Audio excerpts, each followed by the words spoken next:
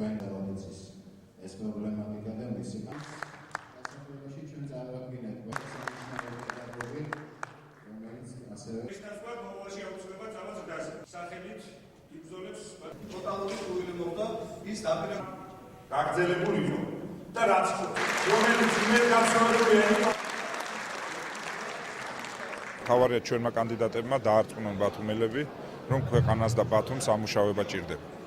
ჭირდება რეალურად ამუშავება, ქვეყნის, ქალაქის და არა კვერცხების ამუშავება. ჩვენ გვაქვს წყობრი გეგმა, როგორ გამოვიყვანოთ ეკონომიკა აი ამ ჩიხიდან, რომელშიც შევიდა. პირველ ეს არის აუცილებელი დეკრიმინალიზაცია ეკონომიკური დანაშაულის, რომ დაუბრუნდეს ბიზნეს და აღარ კონდეს წარსული შიში და კონცენტრირდეს მომავალზე. მეორე და მნიშვნელოვანი, რა თქმა უნდა, ეს არის ფართომასშტაბიანი ამინისტია.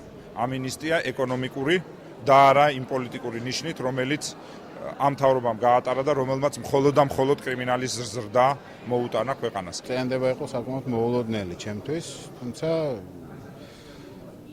საკმაოდ ხანგრძლივი ფიქრის შემდეგ მე დავთანხმდი ამ წინადადებას, იმიტომ რომ ნამდვილად ვგნობ შემიძლია რაღაც უკეთესის გაკეთება ამ ქალაქში.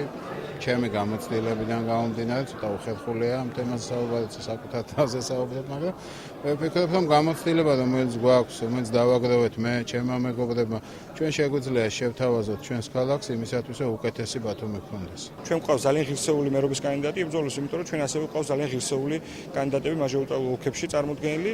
ჩვენ გვაქვს ბევრი კარგი საქმე გაკეთებული ჩვენი ქალაქისთვის ბოლო წლების განმავლობაში. სამწუხაროდ ჩვენ თანაქალაქეებთან ერთად ჩვენც უყურებთ. ეხლა როგორ ფუჭდება ეს ყველაფერი და როგორ შეჩერებული ქალაქში ის კარგი პროექტები და ეს კარგი პროცესები, რომელიც ჩვენ დავიწყეთ და ძალიან დიდი იმედი გვაქვს, რომ ჩვენი გამარჯვების შემდეგ აუცილებლად ეს ყველაფერი ისევ გაგრძელდება.